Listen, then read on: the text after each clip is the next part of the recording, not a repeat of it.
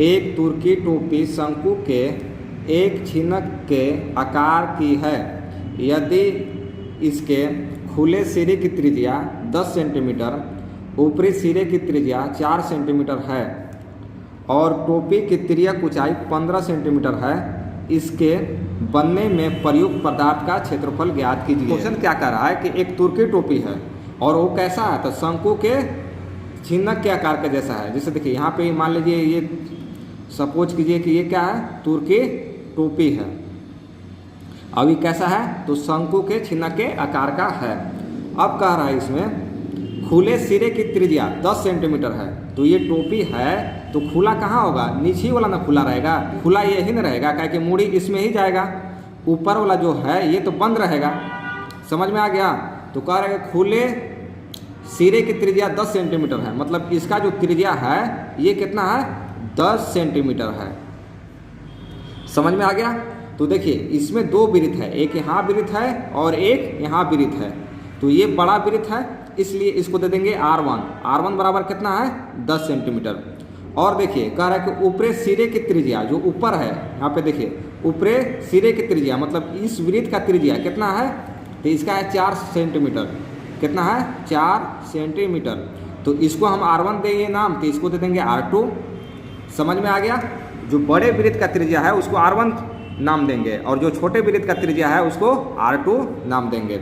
और इसमें दिया है, देखिए क्या दिया है, इसमें दिया है तिर्यक ऊंचाई। यहाँ पे देखिए क्या दिया है, तिर्यक ऊंचाई कितना दिया है, 15 सेंटीमीटर।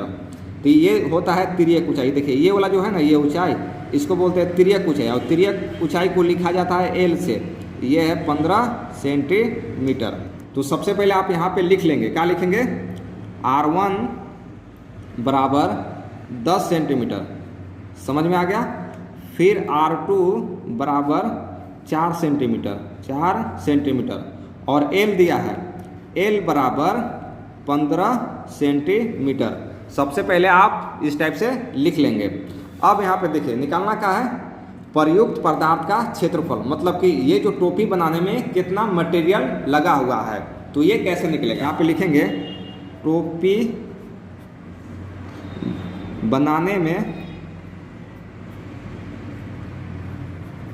प्रयुक्त पदार्थ का क्षेत्रफल बराबर, पहले निकालेंगे वक्र पृष्ठीय क्षेत्रफल। तो यहाँ लिखेंगे छिन्नक का वक्र पृष्ठीय क्षेत्रफल और प्लस इसमें क्या जोड़ देंगे, इसका क्षेत्रफल। ये देखिए ये वृत्त है ना, तो वृत्त का क्षेत्रफल, ये छोटा वृत्त है तो यहाँ लिखेंगे छोटे वृत्त का क्षेत्रफल। समझ में आ गया। तो छिन्नक का वक्र पृष्ठीय क्षेत्रफल का क्या फॉर्मूला होता है, इसका फॉर्मूला होता है पाई L R1 प्लस R2 और वृत्त का क्षेत्रफल का फॉर्मूला होता है पाई R स्क्वायर। अब यहाँ पे मान भर देंगे। देखिए पाई की जगह पर कितना रखेंगे, 22/7 और L दिया है, L यहाँ पे देखिए कितना है, ये है 15 सेंटीमीटर। यहाँ लिखेंगे 15। फिर R1 कितना है, 10, तो यहाँ लिख लेंगे 10। फिर प्लस R2 ये है 4, तो यहाँ लिख लेंगे 4। फिर प्लस पाई की जगह पर 22/7। फिर R2 यहाँ पे देखिए आप याद रखिएगा हमेशा, यहाँ पे जो इस वृत्त का क्षेत्रफल निकाल रहे हैं तो इसमें R क्या है, तो यहाँ पे R2 है, तो यहाँ पे आप लगा देंगे R2। समझ में आ गया। पाई R2 का स्क्वायर, क्योंकि हम छोटका वृत्त का क्षेत्रफल निकाल रहे हैं ना, इसलिए यहाँ पे याद रखिएगा R2 लगेगा और R2 का मान भरेंगे 4 भरेंगे, ये वाला मत भरिएगा 10। समझ में आ गया। तो यहाँ पे R2 का स्क्वायर, R2 कितना है, यहाँ पे देखिए 4 है, तो यहाँ लिखेंगे 4 और स्क्वायर है तो स्क्वायर।